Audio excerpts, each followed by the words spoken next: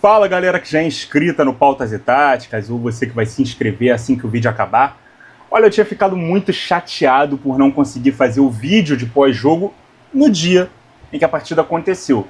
Mas eu fiz questão de fazer aqui uma coisa que eu não gosto, tá? Que é ver na íntegra um jogo que eu já sei o resultado e que eu não vi na hora, né, exata que a partida transcorreu. Mas eu me senti muito tentado a ver como um 3-3 numa semifinal de Champions se desenhou. Principalmente quando estavam em campo o time de melhor ataque e de melhor defesa da competição. Eu diria que sem ver o jogo, era fácil entender por que o Barcelona sofreu 3 gols. Normalmente um time muito ofensivo não tem uma defesa tão sólida. Mas jogando em casa, num jogo de ida, numa semifinal, iria o Barcelona se expor tanto assim a ponto de sofrer 3 gols? E seria muito difícil tentar explicar como um time cuja defesa havia sofrido apenas 5 gols em 12 jogos em toda a Champions, sofreu logo 3 em um jogo só. Ainda que fora de casa, contra o melhor ataque da competição, ainda que vindo de perda de liderança do campeonato nacional e eliminação para o maior rival numa Copa no seu país. Porque o grande panorama para esse jogo, pelo menos para mim, era de que tudo pode acontecer, mas os palpites sempre apontavam para um jogo de poucos gols. Afinal, como eu já disse aqui, jogos de muitos gols, de parte a parte, e digam jogos de muitos erros, quase sempre. Mas nesse caso, foi um jogo de muitos acertos. Um jogaço que, mesmo vendo como um filme que eu já sabia o final, não perdeu a graça em nenhum momento. Eu vim aqui gravar para vocês as minhas impressões desse 3 para o Barça, 3 para a Inter de Milão. Já vai deixando o like, a inscrição, o hype, se possível, e o feedback nos comentários depois que o vídeo acabar, beleza? Peço até desculpas a vocês por estar postando esse vídeo com atraso, talvez ele perca um pouco de hype, de interesse da maioria, mas vocês que gostam aqui, eu já agradeço bastante, né, por estarem prestigiando meu trabalho, mesmo com esse atraso, e também pela compreensão, né? Como eu disse, eu assisti o jogo sem ficar anotando lance a lance, vendo números, estatísticas da partida, porque eu realmente só coloquei no jogo para ver como essa história se desenrolou, sem a intenção de fazer o vídeo, porque afinal, eu tinha tido um problema com a minha internet, cheguei a avisar aqui que não faria pós-jogo, então eu realmente fui ver como quem viu um filme que os amigos foram ao cinema, gostaram e indicaram. Porque, pô, quando eu peguei o celular ali, nossa, 3-3, eu preciso ver o que aconteceu nessa partida. Mas tivemos algumas alterações aí nos times titulares. O Barcelona sem o Lewandowski, lesionado, foi com o Ferran Torres no comando de ataque, é exemplo da final da Copa do Rei. E pelo que eu vi, o Yamal era dúvida, né, para começar o jogo, tinha sentido ali no aquecimento. Imagina se ele tivesse 100%, hein? Porque que partida jogou Lamine Yamal, não se fala de outra coisa nesse pós-jogo. Você já deve ter visto várias análises aí sobre a partida, mas já eu falo sobre isso também. O Barça entrou em campo com o Chesney no gol, Koundé, que saiu lesionado ainda no primeiro tempo, Cubarsí, Inigo Martínez e Gerard Martin, porque o Baldé está machucado, De Jong, Pedri e Dani Olmo no meio, Yamal, Ferran e Rafinha no ataque. A Inter foi com Sommer no gol, Bissek no lugar do Pavard na defesa, ao lado dele o Acerbi e o Bastoni, Dumfries de volta à ala pela direita, Di Marco na esquerda, Çalhanoğlu, primeiro homem de meio campo, Barella e Mkhitaryan mais à frente, Lautaro e Thuram na dupla de ataque. E exemplo do que rolou no jogo de terça, gol cedo no jogo. Logo no primeiro ataque, a Inter já foi mostrando o que queria. E o Thuram marcou de letra um golaço. A atuação do Yamal ela foi tão assustadora que pouco está se falando sobre os golaços que a Inter marcou. O de letra do Thuram para abrir o placar foi um deles. E isso mostraria que mesmo sendo conhecida pela solidez defensiva e mesmo jogando fora de casa, a Inter seria capaz de olhar no olho de qualquer time em qualquer lugar. O 1-0 serviu para mostrar isso, e o 2-0, com o voleio do Dumfries completando o escanteio, mais um gol de bola parada, inclusive, a exemplo dos 2 marcados contra o Bayern na volta, serviram para dar certeza a quem duvidou, que a Inter iria para Barcelona com esse intuito. Vou tentar vencer o jogo também te atacando, não só defendendo e apostando tudo no contra-ataque, beleza? Inclusive, falando um pouco sobre tática, que eu acho que é o que interessa aqui, né, a quem vem ao meu canal, ver o que eu tenho a dizer, foi interessante notar como o Barça forçava muito o jogo pelo lado direito com o Lamine Yamal, que, como eu disse, ele fez um partidaço. Foi uma daquelas partidas que coloca esse jogador num patamar diferente. que faz a gente projetar o que esse moleque vai ser daqui pra frente.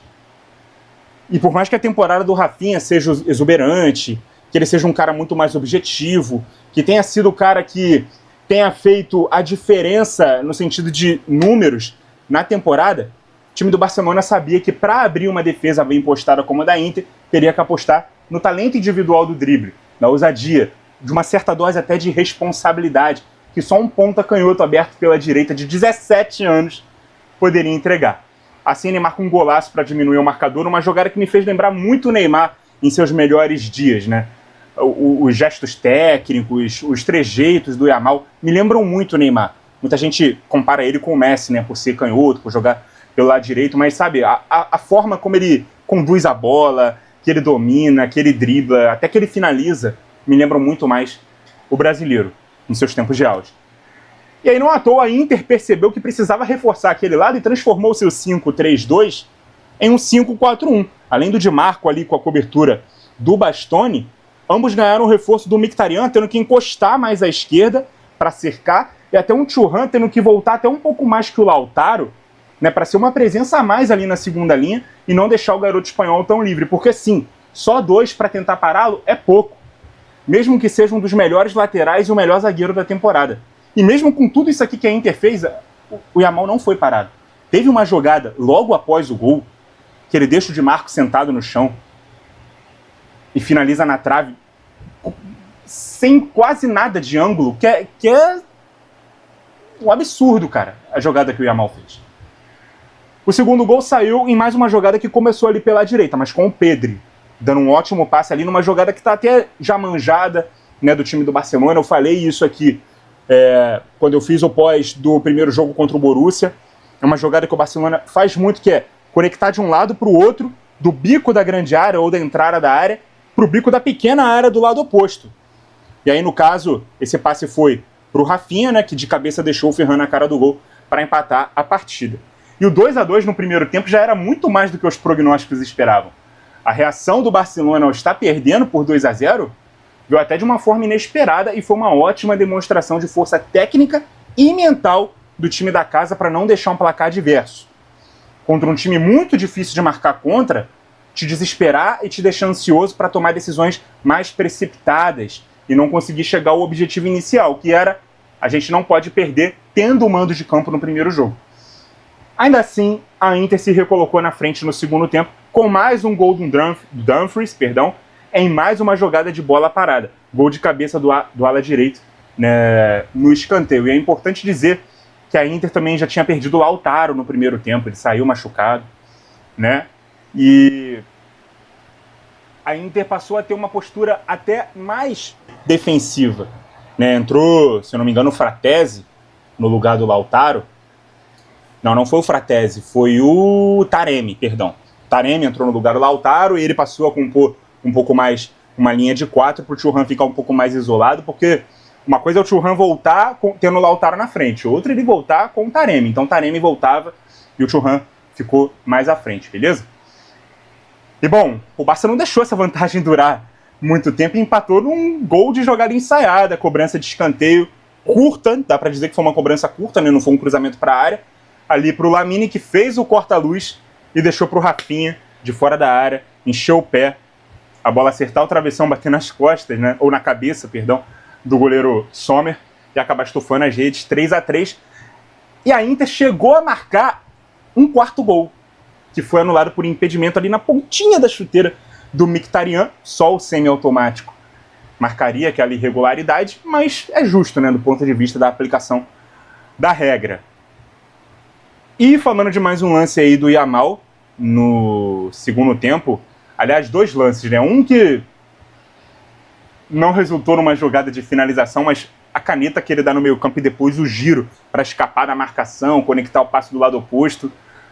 Foi mais uma jogada genial do Yamal, que eu preciso falar sobre ela, embora ela não tenha gerado uma chance de gol, ela não entre ali nos highlights da partida, mas foi um lance até muito repetido, né? Que teve muitos replays depois que ele aconteceu e, cara, foi uma jogadaça, foi um lance magnífico.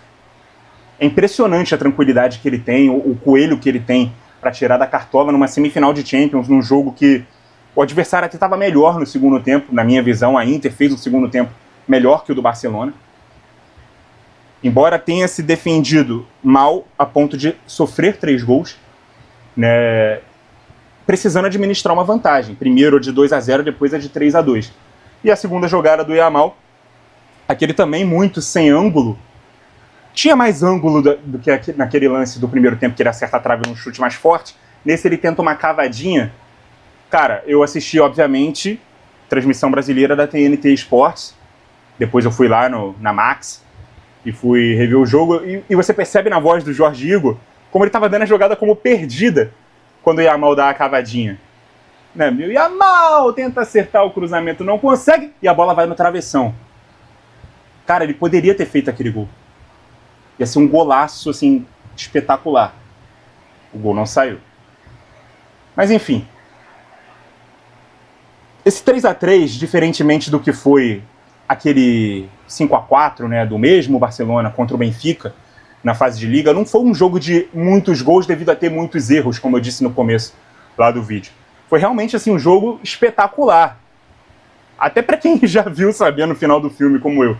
E diferentemente da semi do dia anterior, né, que foi sim um jogo bom, mesmo com um placar mínimo que se arrastou ali do minuto 4 até o final, não foi bom apenas por ver um time ser assertivo em tudo que fez defensivamente, que talvez fosse o que a gente esperava da Inter e foi o que a gente viu o PSG fazer contra o Arsenal, não deixando o adversário conseguir empatar a partida. Não, a Inter foi para cima, fez os gols, sofreu o empate, fez gol de novo, sofreu mais um empate, não desistiu, chegou a marcar o quarto, foi anulado, chegou a quase sofrer o quarto algumas vezes, enfim. Nesse jogo do Barça contra a Inter, ninguém teve medo de errar. Né? A Inter não apostou todas as fichas no que todo mundo aponta como seu ponto mais forte, que é a defesa. Não, a Inter foi para cima. Não teve perdendo o jogo em nenhum minuto e quase venceu. Embora tenha visto ali sua defesa ter que reforçar a marcação em cima de um único jogador e ainda assim não conseguiu pará-lo. Olha quantas vezes eu parei aqui a análise para poder falar sobre o Yamal. Foi a notícia da partida do Yamal. Foi o melhor jogador da partida? O Yamal. E a gente teve o Dumfries metendo 2 gols do lado da Inter. A gente teve um Thuram metendo gol de letra. A gente teve o Rafinha dando mais uma assistência, podendo ter, também tendo o gol validado para ele, né? Eu daria o gol para ele, mas entendo que se a bola bate no travessão e não desvia no Sommer, não seria gol. Então foi acreditado o gol contra o Sommer, mas, cara, eu sempre sou a favor de dar o gol para quem finaliza por último. Então, para mim, o gol seria do Rafinha. Então a gente poderia estar falando aqui de um jogo em que o Rafinha marcou e participou de outro gol, e mesmo assim, o Yamal é a notícia da partida. E a Inter, que tem uma defesa tão boa, deslocou a sua defesa para tentar parar um único jogador e não conseguiu parar esse jogador. E o Barça não teve medo de ser quem ele é e correu o risco de se expor ao contra-ataque, que, em teoria, era tudo que a Inter poderia querer, uma vez que jogava fora de casa na ida e decidiria na volta. No fim, foi um 3-3 que, embora tenha um gosto amargo para ambos, por razões diferentes, né? Um por ter aberto a vantagem e não ter conseguido vencer no final, e o outro porque perdeu a oportunidade de decidir fora, tendo construído uma vantagem em casa. Mas também é um jogo que deve ter orgulhado as duas torcidas. Eu acho que não foi um jogo bom e satisfatório só pra gente que é neutro. Talvez você aí não seja neutro, talvez você seja torcedor do Barça, seja torcedor da Inter, mas falando aqui por mim, que sou torcedor do Bayern na Europa. Cara, foi muito bom o jogo, muito bom o jogo. A ponto de eu ter visto o jogo depois que ele aconteceu e tá aqui com essa impressão, ter ficado eufórico, mesmo sabendo que o jogo seria um 3-3. Foi um jogo maravilhoso. Um jogo realmente que corresponde todas as expectativas de uma semifinal de Champions League. Mesmo que o palpite no placar tenha passado longe do que a maioria esperava, é isso que a gente espera quando a gente vê 2 times tão fortes, cada um dentro da sua proposta, se enfrentando numa semifinal de Champions. E às vezes o jogo da semifinal, eu pelo menos torço para que seja o maior jogo possível, porque é o último jogo da eliminatória, da fase de mata-mata, que pode acontecer 2 vezes, já que a final é em jogo único. Graças a Deus a gente vai ter mais um Inter e Barça na semana que vem. E eu continuo não esperando outro jogo de muitos gols. Eu continuo esperando uma Inter mais cuidadosa na defesa, e um Barcelona que vai tentar abrir o ferrolho italiano com todos os moleques de La Masia, com o Rafinha muito objetivo, com o Pedri tentando achar os melhores passes, com as jogadas aéreas que podem ser aproveitadas pelos zagueiros, por um possível, mas improvável retorno do Lewandowski, que ia ser o artilheiro, com quaisquer outras ferramentas que ele tiver no seu time. Mas quem liga porque eu estou esperando? Bom mesmo é ser surpreendido com um grande jogo de futebol, como a gente assistiu nessa quarta-feira. Vocês assistindo na hora, a maioria de vocês pelo menos, e eu tendo que assistir depois da hora, já sabendo o final do filme, mas também me divertindo tanto quanto vocês. Foi um jogo muito mais bem jogado do que tenso, como normalmente são essas fases agudas de mata-mata, com times de características diferentes, mas do mesmo nível dentro do que se propõem a fazer. E a julgar pela qualidade dos dois times, pelo estágio que eles atingiram e pelo que eles construíram até agora na competição, não deveria ter sido surpresa o jogaço que eles entregaram. A gente deveria ter esperado exatamente pelo que a gente viu. Muito obrigado a vocês que acompanharam o vídeo até aqui. Continuem ligados no Pautas e Táticas. E até a próxima!